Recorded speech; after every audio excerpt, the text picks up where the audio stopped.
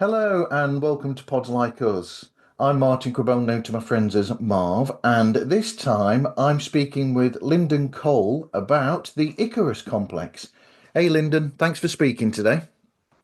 Good morning, Marv. How are you doing, sir?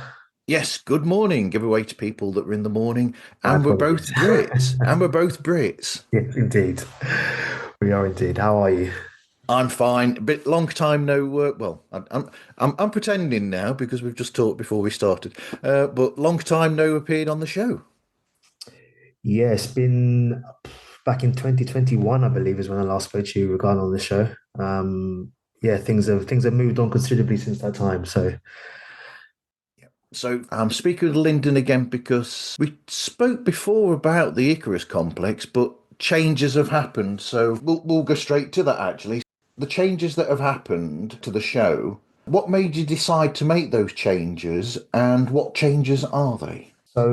as you know, obviously, I started this show back in 2021, just in the middle of COVID. Yeah. At the time, I was doing the voiceover narration, and I was obviously paying voice actors from Fiverr, not to giving them any free promo, but yeah, on Fiverr to try and promote the different characters. And obviously, I got to a part of the season, I believe it to be season five, maybe even season six, where I actually hadn't written the rest of the story yet. So, given that I'm new to this podcasting or was new to the podcasting world, I didn't really know how to edit very well. So I kind of listened back to the older stuff, and also I won't say I'm a perfectionist, but I didn't particularly like how it sounded, to be honest. Okay. So I felt I needed to redo it, and just try and change some of the plot lines as well, but also definitely Yep. try and change some of the voices. And maybe I have been delaying creating new content by doing this, but as we'll probably get into later, it's changed a lot from what I first put out. So now, and I'll obviously be the first to let you know this. I now do every voice now, including the female ones, which we'll probably get into. But yeah, I Wow. do.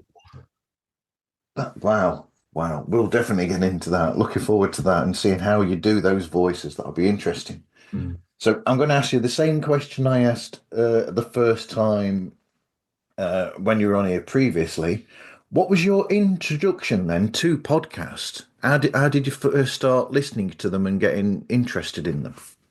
In the first podcast I remember listening to was Serial. I think when Serial came out, I don't think it was podcasts back then were even well as big a thing as they probably are now. There was a particular murder case that I was listening to, and it just seemed like a bit of a radio documentary, which um, was at the time. So after that, things like The Archers, all that deemed as a radio play. There was a BBC radio play about Spider-Man I listened to as well, but again, it's also deemed as a radio play, but they're still kind of seen as audio dramas, which can effectively be cast as podcasts. So I think they were the first things that I became aware of in terms of podcasts as a whole. I did have another podcast I did with a friend of mine a Yep. long time ago. It wasn't it wasn't very good. It was a conversational podcast on current affairs. We Okay. didn't have any idea what we're doing. We recorded it on my iPhone, so obviously the audio was very poor. And much as he might be a friend of mine, we argued a lot on the podcast. It didn't come across as very good listening to me anyway. So that lasted all of maybe five episodes and died a very early death. So yeah. Yeah, we're not going to mention the name of that then, so that people don't try and search it out. I mean, it's been completely scrubbed from the internet for that very reason.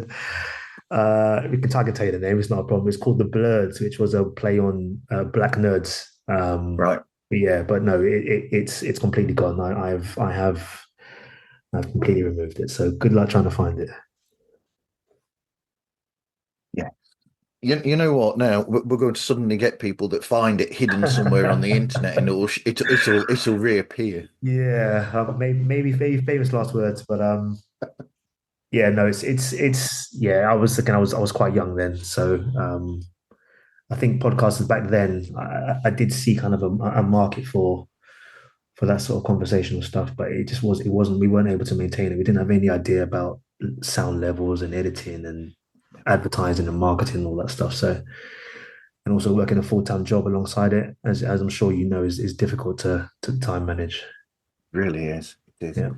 But I find the whole going to what you were listening to interesting. You know, when you mentioned like the audio drama of it all, because when I've spoken with Americans that work on audio dramas, um, they don't have such a rich history of drama, audio drama, as we do in the UK. Because as we've said before we started, there's the whole thing with Radio 4 in the UK, which has a lot of audio drama, and Mhm. so we have that history. So that's interesting that to the Americans it's almost relatively new, but to us, if we search for it on the radio with the dial and found Radio 4 and listened to these audio dramas, it's something that we're sort of used to. But when it came to doing it in a podcast form, we've upped the game almost with the quality of the sound and the music and that.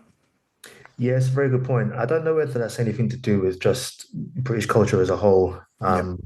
To be honest with you, like I said, for me, I've always been very into the arts.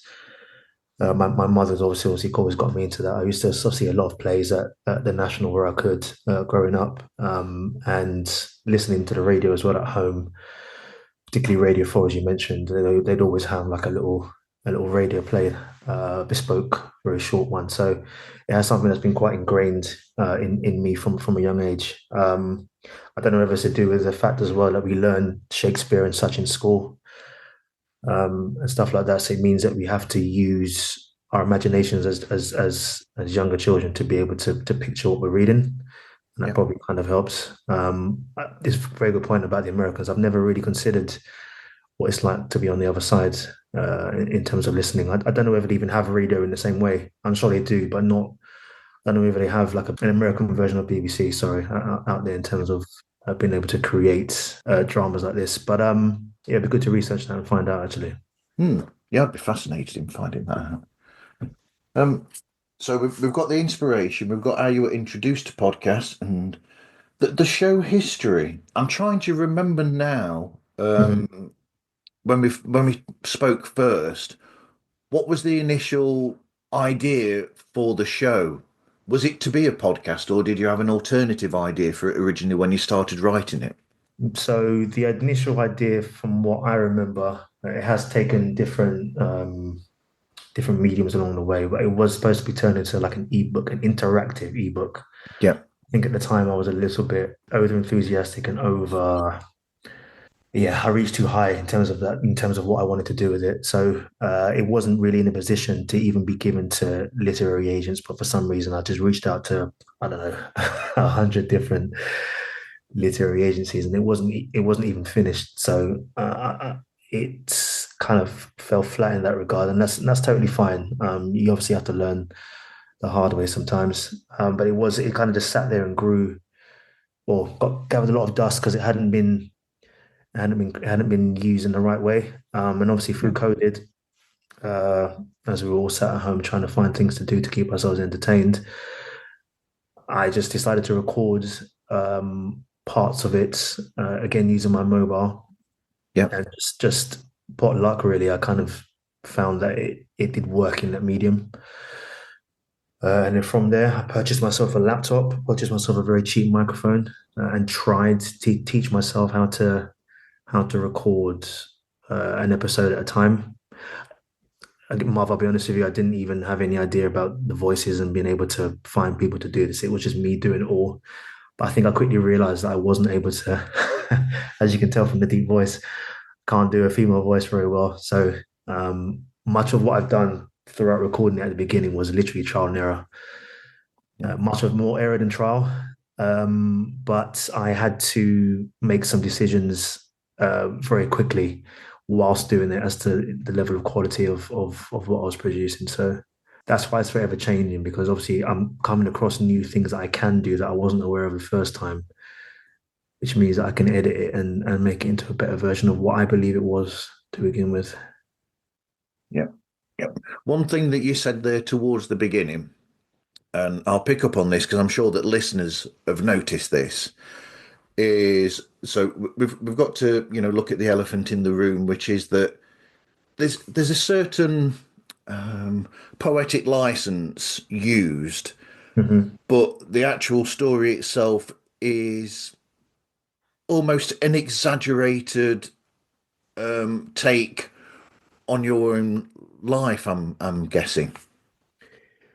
Yes, you can say that. I have been asked this a fair few times. Obviously, when this obviously podcast gets into the hands of people that actually do know me, obviously there are a lot of conversations as to how much of it actually is true. Yeah, I can probably officially say I'd say 70% of it is fiction, and the other 30% in terms of maybe locations, time references, some events. I won't say which at the moment are probably true as well. Although a lot of it tends to be from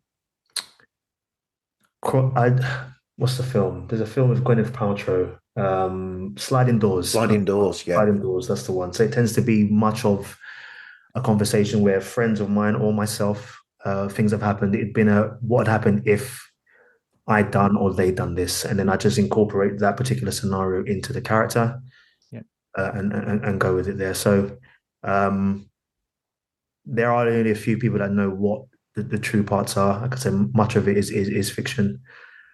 But I've done it in such a way where it's hopefully it comes across as it's more believable to be one person's story as opposed to being different people's stories. And yeah, really that unbelievable, hopefully. yeah, yeah. It's like on one of my other shows we were talking about the characters that the Beatles use in their songwriting, and we're saying how, and I was saying how sometimes the characters that they use are amalgamations of various different characters in real life that they've come across that they just pull together and make into one person. So they're not all that one person in the character isn't actually one person in real life. It's like bits taken from different people. Yeah, that's interesting. And that's exactly what I was obviously going for myself. Like I said, sometimes it does, I do get a little bit worried sometimes because the some of the content can be very stereotypical of men as a whole. And I Yeah, obviously wouldn't want, obviously being the writer of this, for people to think it's come from a completely true place. It's like I said, there are elements of truth to it, but I've tried to write it mainly on what I believe is a stereotypical person who's not very good at dealing with their emotions, tries their best to do so, but for whatever reason, whether it be circumstance or just lack of immaturity, yeah, makes the wrong decisions time and time again. We all know someone like that. We've all had that as part of our lives. But I wouldn't say it's necessarily me as a whole or what I grew up to or grew up with. Sorry. but we're going to quickly get off this and go into some other area in a second. But I'll just say so. But in the moments, and we're not going to go into what moments they are or anything, but in any moments that are drawn from your own real own life in that short amount, have they helped sort of in a cathartic way almost for you to look back and suddenly almost go out of body and see it from that point of view and then or make more sense of it in a way? Very much so. Um, Yeah, very much so. More so now that I have redone it in the way that I have, because now that I actually obviously get to play all the characters, and something else we can touch on later is that I'm now doing a small comic strip pictures to go along certain important parts of certain episodes alongside it, so it allows the listener and myself to visualize what the main character Jaden is going through. It definitely obviously brings back some memories, yes, of course. Yeah.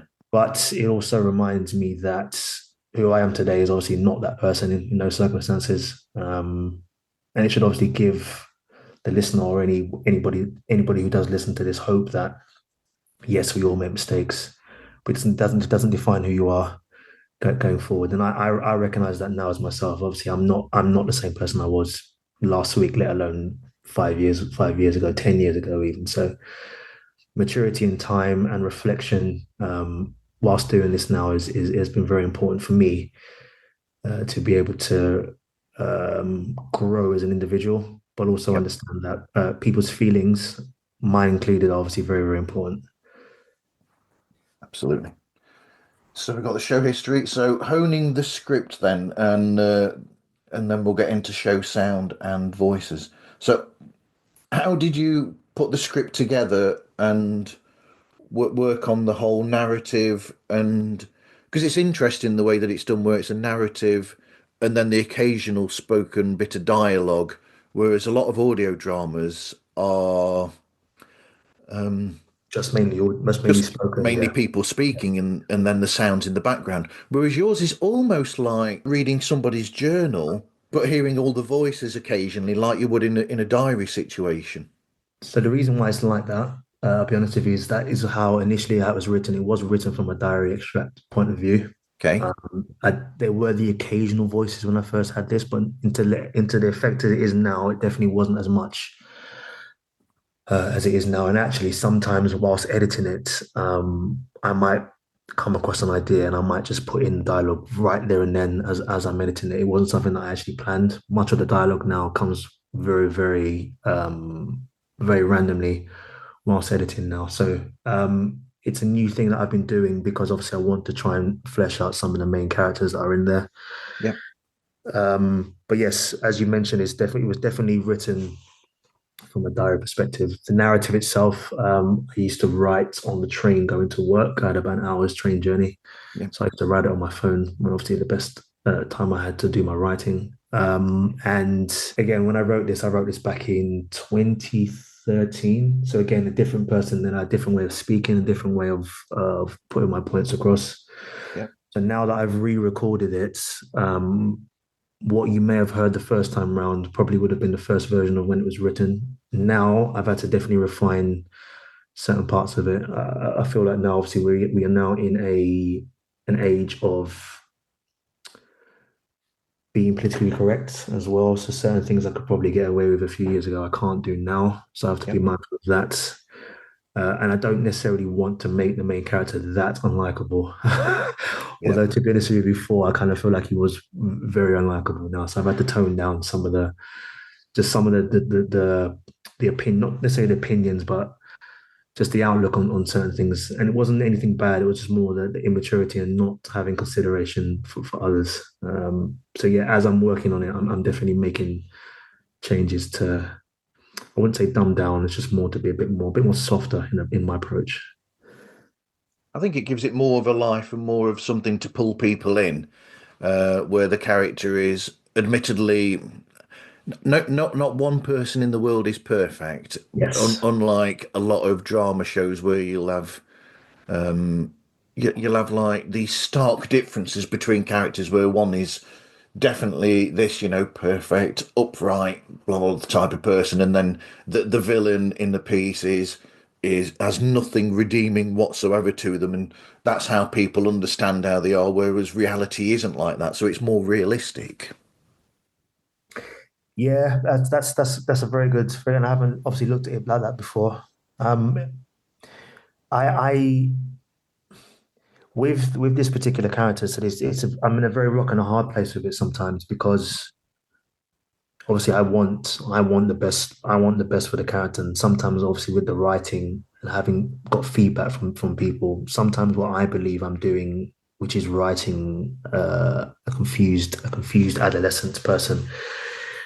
There's a very fine line sometimes between arrogance and um, very fine line between arrogance and confusion from a immaturity perspective. And what I believe sometimes I'm writing and showing Jaden the character to be doesn't always come across like that. So you have to obviously be very careful sometimes in some of the things that you say and how it comes across. But I am more mindful of that now, which is obviously why one of the reasons why I've had to re-record, because it's just feedback from certain people, particularly females. Although not necessarily they were my primary target when I released this. But I think I've now seen from data that it's probably men actually over 30, which is probably the most of my listeners, to be honest. But yes, the feedback from the females that I've had has basically just been that the character is just very unlikable, Yeah. which is fine because, as I Yeah. guess you said, people aren't perfect. But I do kind of want to be able to. You should have a love hate relationship with the character. Sometimes more love, sometimes more hate, but it shouldn't be in one direction. And I feel like what I wrote before may have been steered in one direction. So yeah, I've changed it. So sometimes the character Jaden, there's certain things that will happen, and as a listener, I find that I can hear what's happening, and it's like, oh, made this mistake, did this, did that, and the other, and you think when you're listening to it, you think, yep, you could see that mistake happening, but on the other hand, you can also think to yourself, you know, in some of those circumstances, I could have actually made that mistake myself if I wasn't 100% taking notice of what was happening. So there's that understandability as well. Interestingly enough, obviously, when I wrote it, I mean, much of the writing that people do sometimes you write from, as you say, you write from a place of truth, Hmm. and the scenarios that Jaden sometimes gets himself into. Look, I'd be dishonest if I said I hadn't. Um, I probably would have done some of the same things myself, to be honest, in some regards. Yeah. And it's very easy to overlook that sometimes and just say, oh well, look, this person has done this. I would never do that. But I think if we were all being honest, sometimes, especially when you've got certain influences, whether it be friends or Yeah. your need to be liked a particular certain way, we all have a particular character we play into. It just happens to be that Jaden manages to not learn from the mistakes that he's making or be able to have any sort of discernment. Discernment is very key in this podcast. It's being able to see things before they happen and do them differently and also learn from your mistakes. And I don't feel like this character does it very well. Um, Hopefully over time that will change. We shall see. But yeah, I would say that anyone who does listen to this and relates to it, that's kind of what I was hoping to have as well. I don't think any story in here is that far fetched where somebody hasn't had or known or someone who's gone through something similar. Yeah. So yes, the relatability of it is obviously very important to me. It's no good me writing a piece of work that you just listen to for the sake of it. I'm kind of hoping that you go along with the journey and yes, want the best for the character, but also realize, well, what would you do in that same situation? Yeah. Definitely. You've done the honing of the script. We can hit on the sound of the show, as in, recording it and the sounds that you put in there, possibly along with. Actually, no, we're doing the voices separately because that I'm I'm Okay. I'm absolutely fascinated with that. So Okay. the show sound, then the sounds that you use in the background, Yeah, you've updated the intro sound I as well. have. Notice that. I do notice these things, even if people don't think that I do. And then the musical bits that you put in there as well. Thank you first of all for noticing the change in the intro because again I can't tell you how many times you probably wouldn't know, but I've changed that intro maybe 6 times and I spent, I don't know, maybe 2 or 3 days at one point whilst I was on holiday about a year ago just trying to find a new intro from what it was. The first one I had was very melancholy in sound again because I was new to it. I didn't really know what I was going for. I kind of used a melancholy start because obviously what the tone of the piece was. But again, I had to change it, so I changed it. So what it is now is, without giving it away, is just well, it is for the first time. I've never actually spoken about it, but it's now obviously Jaden at some point in life. I don't necessarily know what part yet.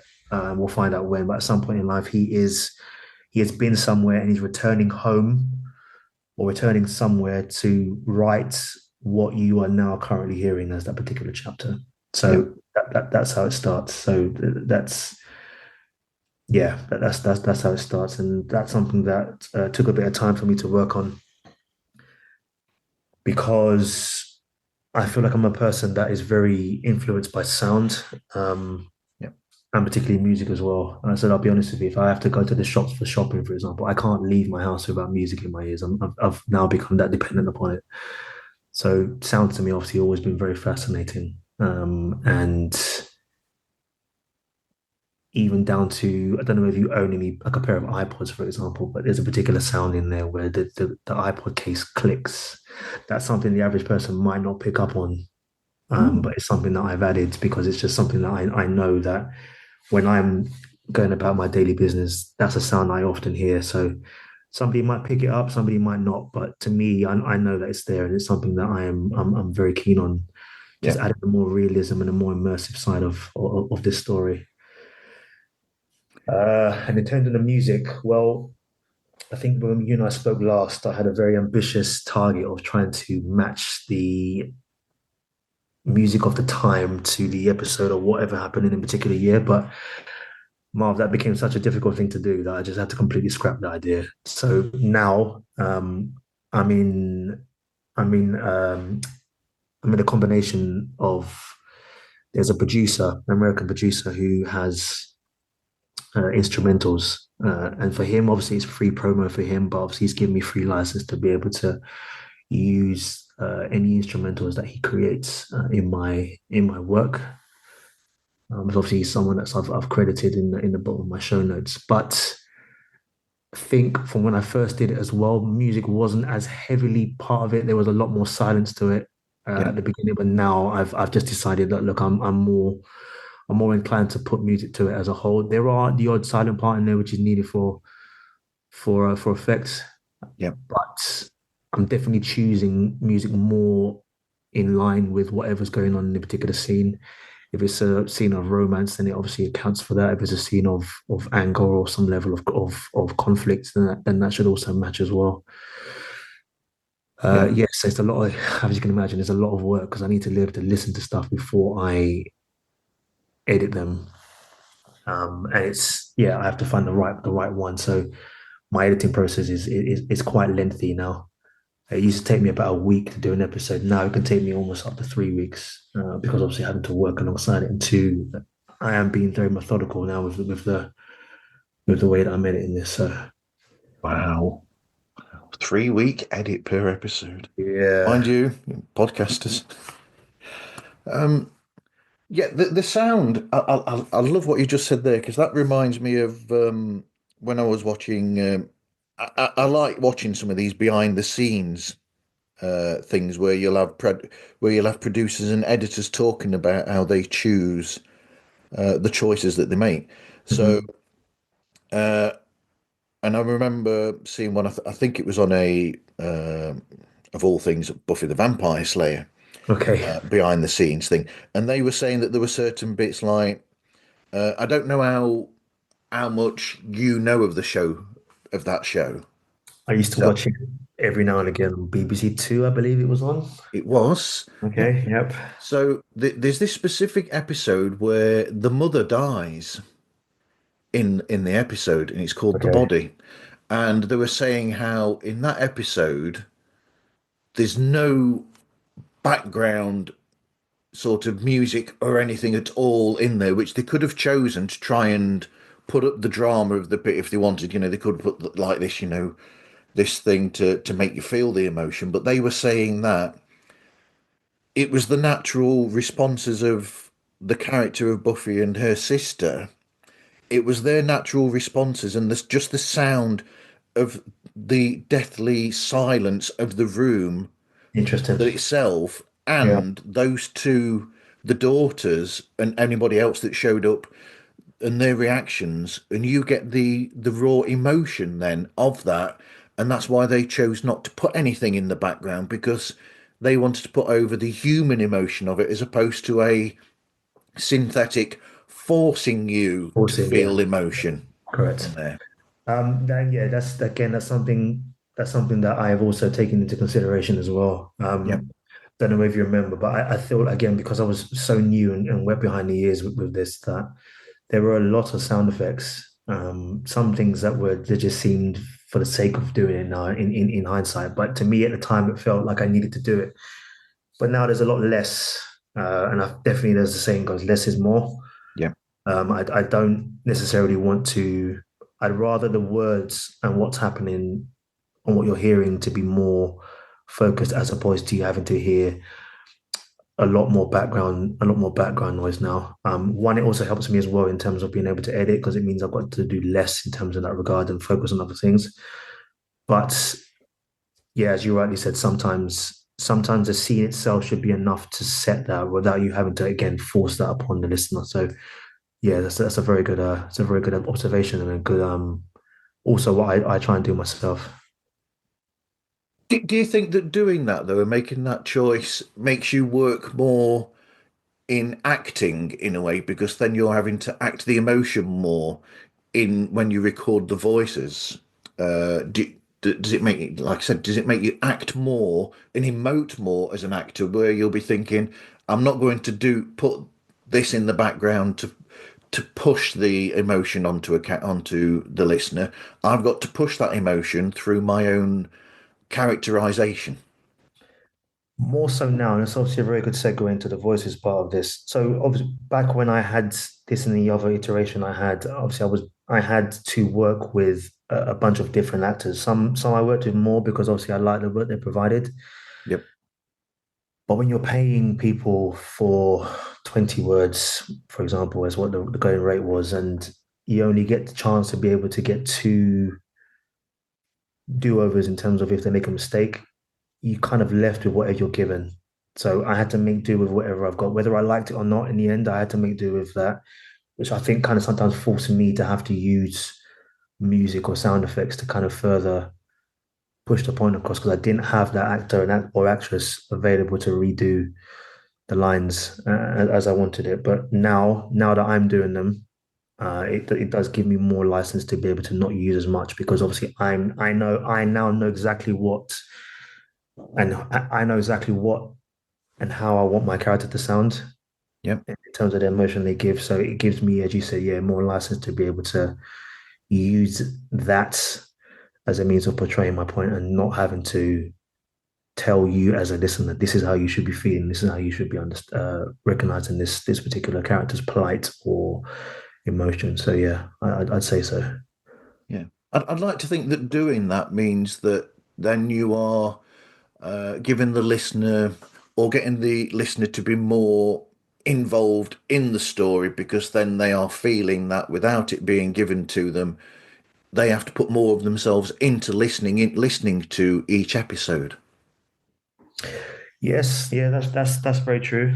That's very true. And as I said, when you've got somebody else, not saying I can never work with people because that would very sound like I'm very insular, and that's not the case. But when obviously as a person who is recording, editing, and doing all the bits and pieces, the artist's intent is also very, very important. And it becomes difficult to do when you've got other people who don't necessarily share that same vision as yours. So yes, now that I have full license and full ability to be able to do this now exactly as I wanted to do from the very beginning, and Yeah, having picked up some tips and tricks along the way, it does mean that hopefully for the listener, they become more immersed in the story. I've definitely had some more feedback from people this time around where because I've also fleshed out some of the other character voices as well in terms of their dialogue. It gives more of a, I don't know, more feeling to some of the more emotional moments.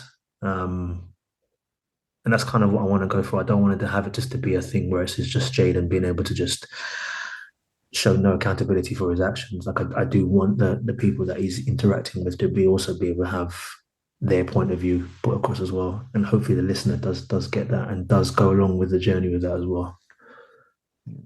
But also because you're doing the voices yourself as well, that means that if when you're doing that voice and you're reading what you've written down, if you want to expand on that, just suddenly in your mind creatively think, oh, I want to go a bit further with this than I've written it as, you Mhm. can do that. Whereas if you've given a script to somebody Exactly. that's Yeah. recording remotely away and they just give you that line or those lines that you've given them, you can't work around that line then. You can't add like little bits and pieces because they're not there to do that extra bit.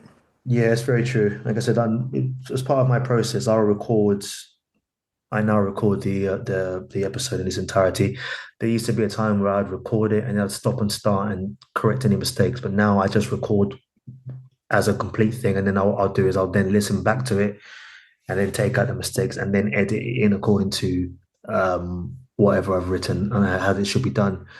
But there'll also be times where, however I've recorded it, I'll still then, as you said, at that point I'll be like, oh, I can probably add some dialogue here, and it will be in that moment. It won't necessarily be something I've written down. And it will take me maybe 5, 10, 15 minutes to think of a perceived dialogue between Jaden and that person or whoever it is. And then I'll record it then.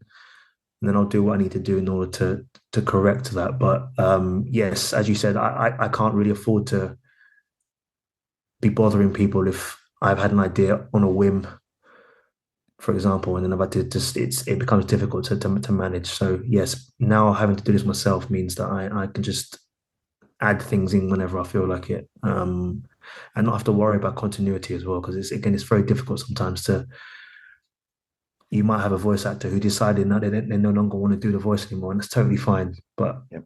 now you've got a situation where you've got someone doing a character voice a month ago who's no longer available, and that breaks the story for me, and it breaks the immersiveness for it. Yeah, I don't know if you know the show, but the voice acting thing, when you said that about somebody not being able to do a voice anymore that they've got as an actor, Mm-hmm. the creator JV Torres, he had that problem with the Rise of King Asilas Okay. because one of the actors of one of the characters actually passed away.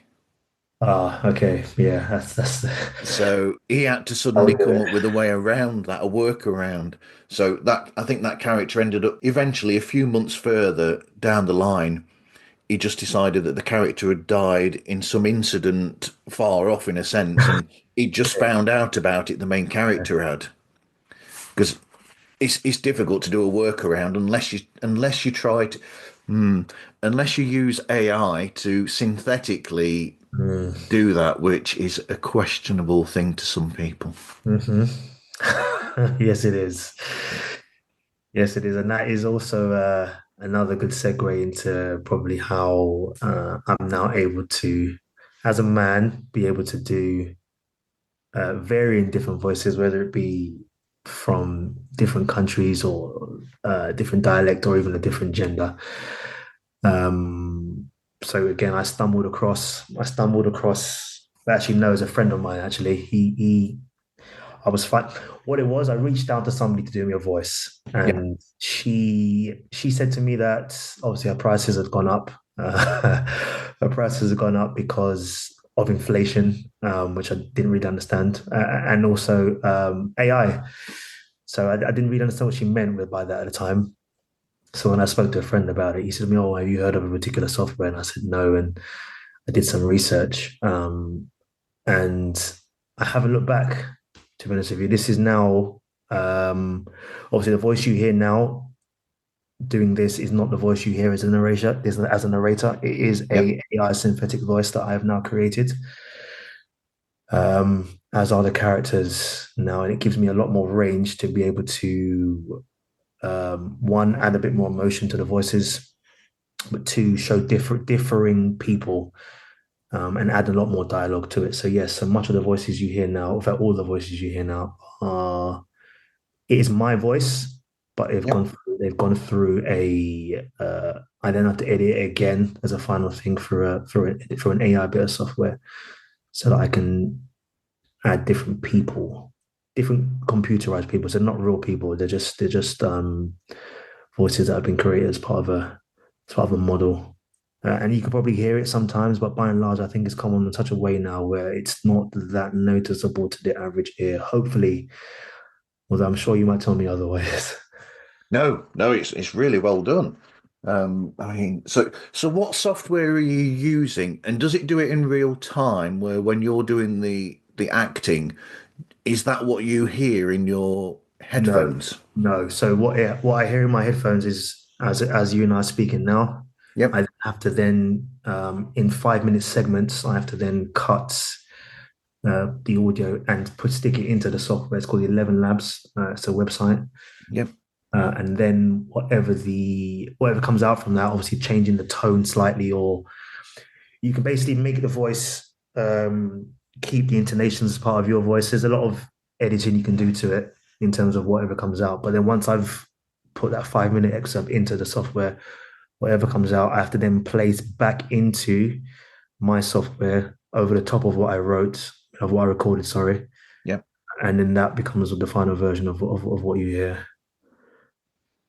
So it's quite twofold actually. So there is a lot of it's me recording it once. I don't have to record it a second time, but I do have to then take that information and stick it into the software to then get back what you hear as a final version. Yeah. I mean, the editing of that would be of placing it into position after you've got it back, the version with the new voice, so to speak. Um, that would be sort of easy to edit back in because the lines, I would have thought the sound waves, you'd be able to look at those and then just line it up according to that because the sound waves Yeah, would be exactly. similar. So the software I use is Logic Pro. Yep. So obviously I lay everything in place in terms of as you would do a track.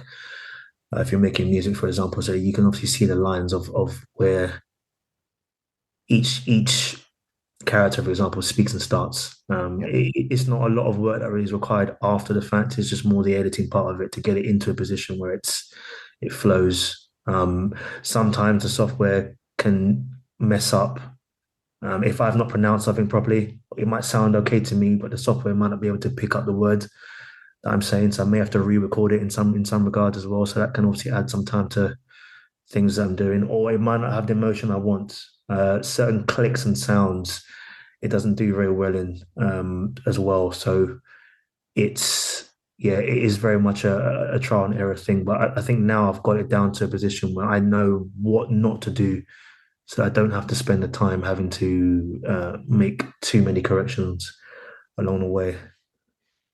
Wow. Has that changed the way then that you even write and you put the show, the whole story in a way? Has that helped with you with the writing of that now, where because you can do that, it's opened you up as a creator that way as well with the writing?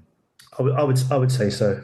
I would say so. And also, again, obviously through time, because I've been doing this now, like I said, from back in 2021, my headspace back then, mainly this obviously during COVID, it might necessarily have been as, I don't know, I don't think I was as in tune with what my overall plan was. This was just something I was doing as a means of passing time. When now this is obviously is something that I'm doing as a project of mine. However, whatever form it takes in terms of how it becomes, I haven't just quite decided that yet. But it's definitely something that I'm proud of because obviously it's something that I've put a lot of work into now. Being able to flesh out again, like I mentioned before, some of the character voices and give more dialogue is something that I never considered before because it didn't obviously I'm self-funding this myself. I obviously having to pay somebody more money to do something that I didn't have the idea about at the time. It can become fairly expensive. So as much as I'm in some regret about some of the work that I'm probably taking away from some voice actors and actresses by doing this, and that is another conversation we can have about the moralistic side of this. It's I think for me, it gives this the story a lot more oomph and a lot more, just a lot more. It's a bit more rounded because I can then give and fill in gaps sometimes where maybe a bit of dialogue that I had in the beginning was maybe a bit ambiguous, Yeah.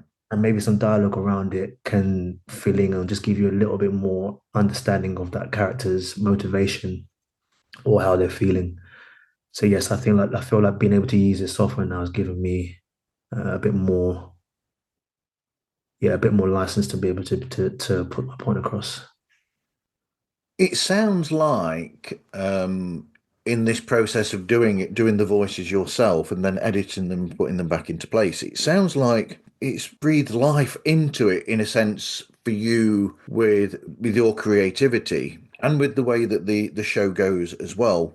Because I'm imagining you listening to the lines that you've read as these different characters in these Mhm. situations where you got a two-way conversation or whatever going on, three-way sometimes where you'll Yeah. have these conversations going.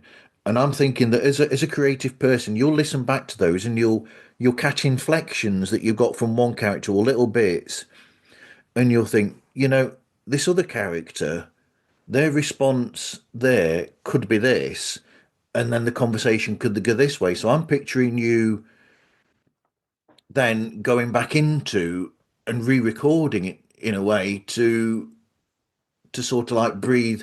So it's a constantly evolving creative thing for you. So I'm laughing at this because I said sometimes when I'm recording this, I have to stand back and just look. If someone was to see me when I do my recording process, they'd think I was going loopy. So I actually have to sit down sometimes. I don't even know why I'm admitting this, but I have to sit down and record, and I have to almost talk to myself as if I'm doing the dialogue, and it will be one continuous stream of a Yep. conversation that I believe this particular character and the other person are saying. And obviously, in doing that, I have to then add different inflections to it, but it will just be one continuous stream. So if somebody were to come into a room and see that, it would look weird. I'm doing it because it means that because I haven't got the dialogue written down as a conversation, it's not a real conversation. So therefore, I have to imagine in real time what two people, or as you said, three people are saying, and then it's almost like I'm retelling a conversation to you as a listener that hasn't happened, but I'm doing it word for word, if you understand what I mean by that. Yep. Um, and that can be difficult to do because I have to also try and separate Jaden from the next person and realize that certain ums and ahs or pauses are unique to a particular character, and not, and hopefully that doesn't translate to the next person that I'm speaking of. So it can be difficult, but because I've got some level of acting background in the very little acting that I did, it does make it a little bit easier sometimes. But you're also not playing two characters at once often. So yeah, it has been quite testing sometimes. I enjoy doing it. Don't get me wrong. But yeah, it can definitely put a little bit of strain, a little bit of strain on you mentally because you have to remember sometimes that yeah, you are doing the role and the voices of numerous different people, and just to touch on very lastly, some of the emotion parts of it as well. I have to obviously embody that person's emotion. I know we do that, or actors do that for roles. But when you're having to change emotion at a very quick time as well, it can be quite trying because again, some of the characters obviously in the emotional moments, I have to embody that. Um, but then equally, the next scene could be a happy one, so I've got to try and either take a break or find some way of picking myself up uh, and and and yeah, recording it again from a different inflection and a different mood, which obviously can be hard sometimes. Hmm. I'm almost picturing a farcical situation with you doing the recording of the voices and then somebody walking in without you knowing and listening to you doing it Yeah, and thinking that you've got like split personality syndrome. exactly. Exactly. Yeah, I'm often worried about that sometimes because obviously I've never announced until today that it's AI now. So obviously people are gonna obviously may have their questions in that regard, and it's not a split personality thing, even though it does come across like that. It's just that for me, it just means that I am a lot more thorough now in how this sounds. It's very important to me that I get the voices right, and I'm not going to get every single voice right. But by and large, I'm hoping to show differentiation between each person. And in doing that, I have to obviously maybe raise my pitch somewhat or change the way I might say a particular word just to show difference. Like I can't have each person sounding the same. It defeats the object. How is the show art created? So again, I feel like I'm just giving away a lot today, but I'm happy to give it to you, Marv. So yeah, I'm obviously working the line of work I work in now. I work in IT as my day job, and I'm obviously very conscious again of how AI again is maybe taking away some of the work from the actual trained people that do things. The problem with me is though is that I don't have the means of being able to contact people or the funds. And again, because AI is making it very difficult for those people to find work. Obviously, they are raising their prices. So again, all the artwork now is something that I'm using AI for now myself because obviously in my imagination, I know what the artwork needs to look like. I'm not always getting back the right results I need. So it does Yep. obviously it does take some a lot of having to revamp some of the prompts. I'm also come across, which I wasn't aware of, but it's obviously very important now, particularly with some of the earlier stages, the adolescent stuff. There's just certain things you can't ask AI to do, and rightly so. Yep. Even sometimes as menial as small as you and I might see two 11-year-olds walking through a field holding hands, it's just not possible. AI will not create that. So I have to be a bit more creative in some of the things that I'm asking it to create. And these things are not any used for anything more other than just to give you, the listener, a more of a rounded picture of a timestamp Yep. of a particular part in that episode. Like I said, I am in process of just creating maybe six or seven different pictures to go along each episode. They're just again, I have no idea.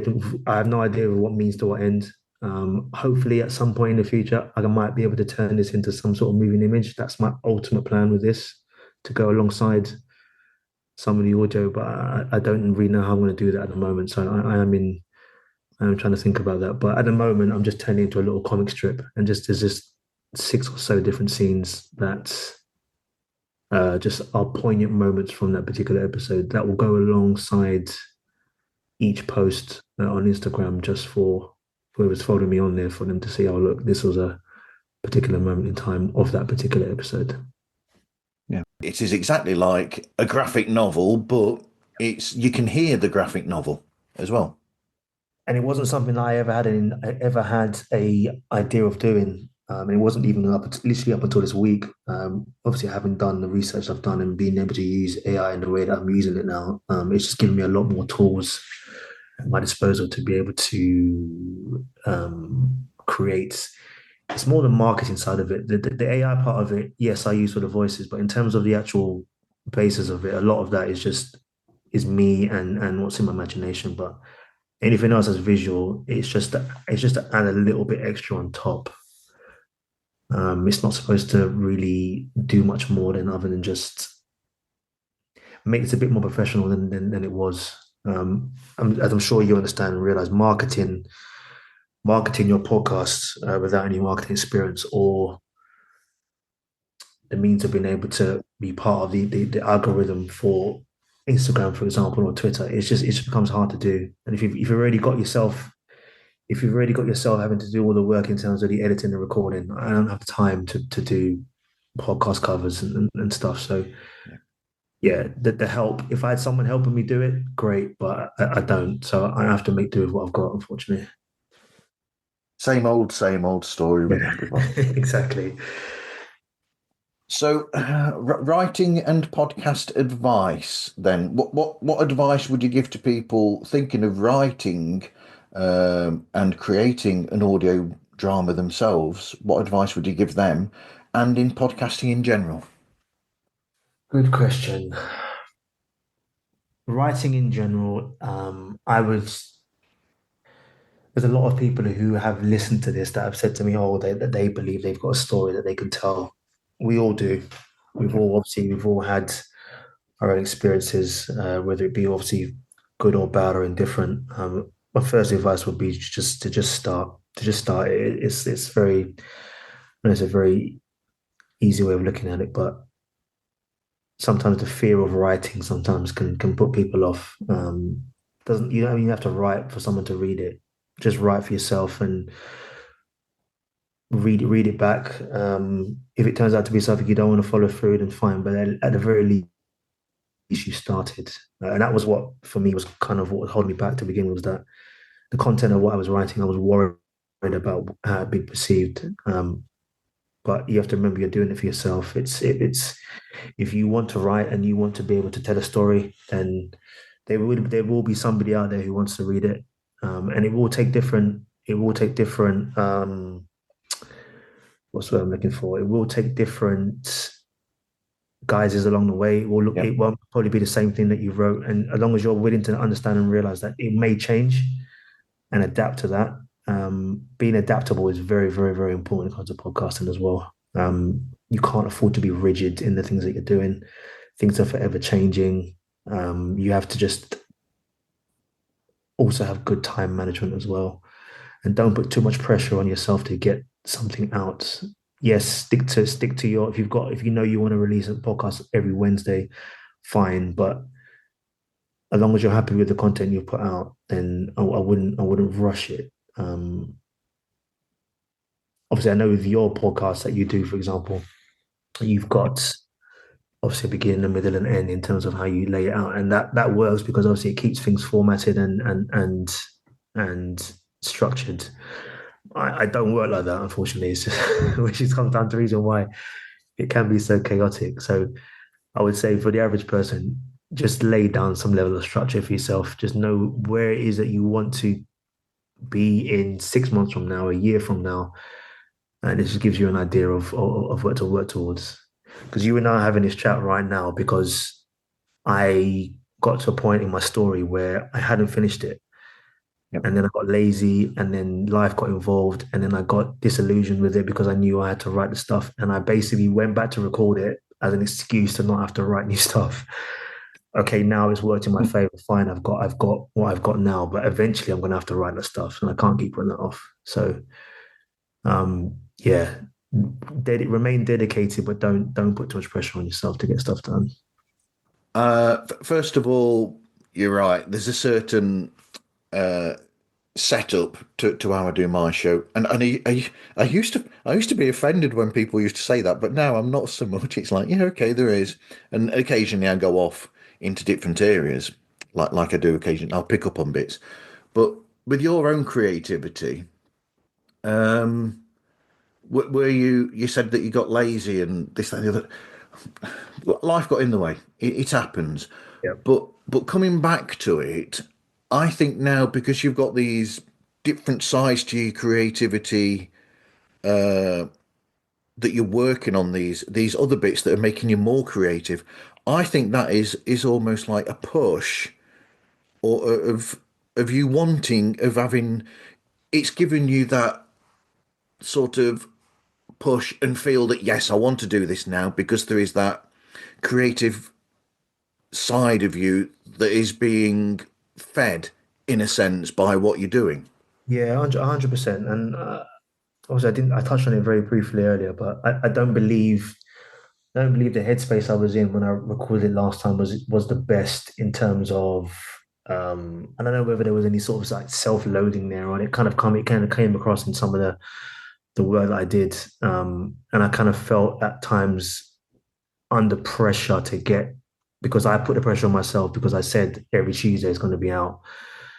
And I had this amazing idea in my head of what I wanted to be, and obviously people were saying obviously nice things about it, and I felt kind of obligated to get it done. But then it just became a thing where the fun of it just kind of stopped for me, and I had to take some time out. And like I said, I'm in a way I'm sad because obviously it said there's a lot of momentum that I had then I don't necessarily have now.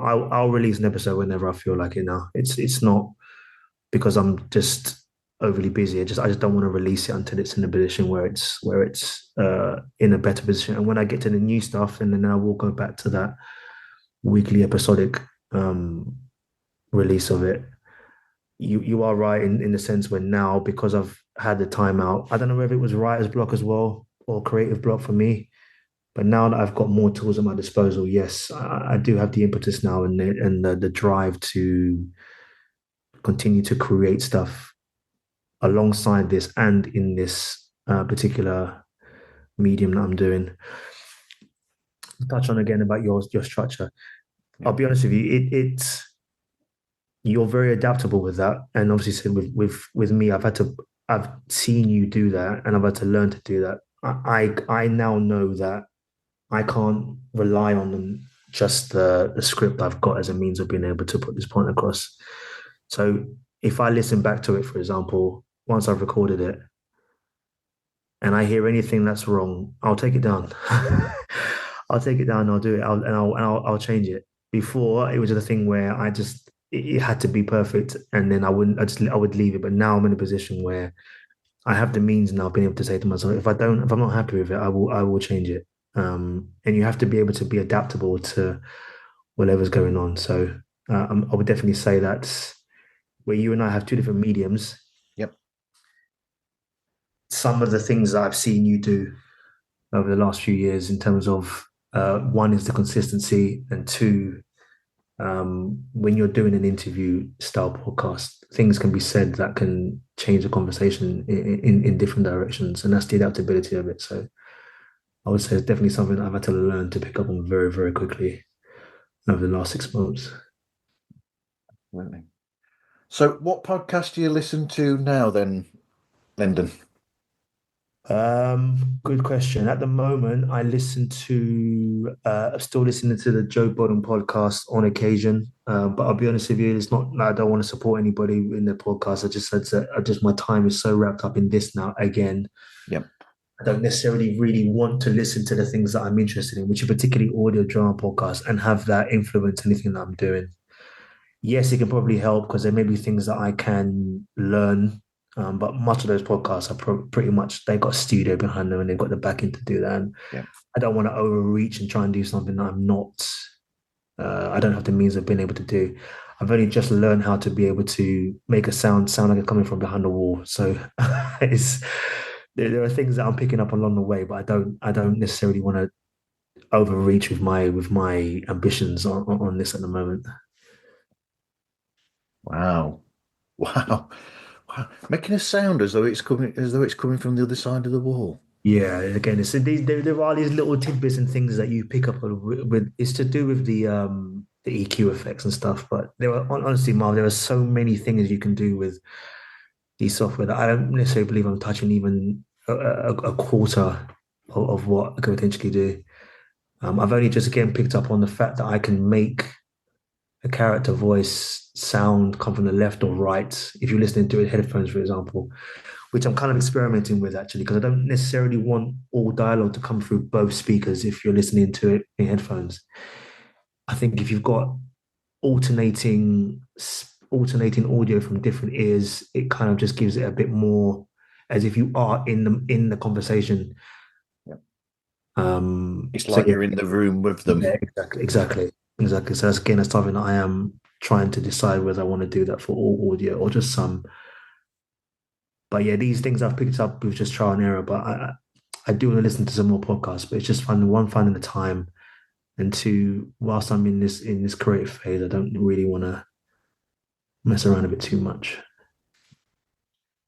Okay, so how can people find the show and get hold of you if they want to, Lyndon?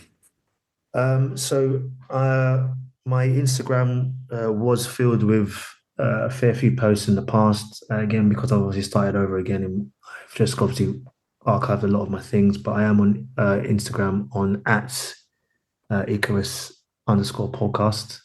I am also on Twitter as well, but again, that's something I'm very finding very or X, sorry, should I say? I'm finding very hard to manage them both. But I am on there as well at Icarus underscore podcast. There is another account with Icarus underscore podcast. I'm trying to negotiate, trying to get that just from, but it'll not be very helpful. So I'll come back to that another time. But yeah, just for now, just on Instagram and X currently.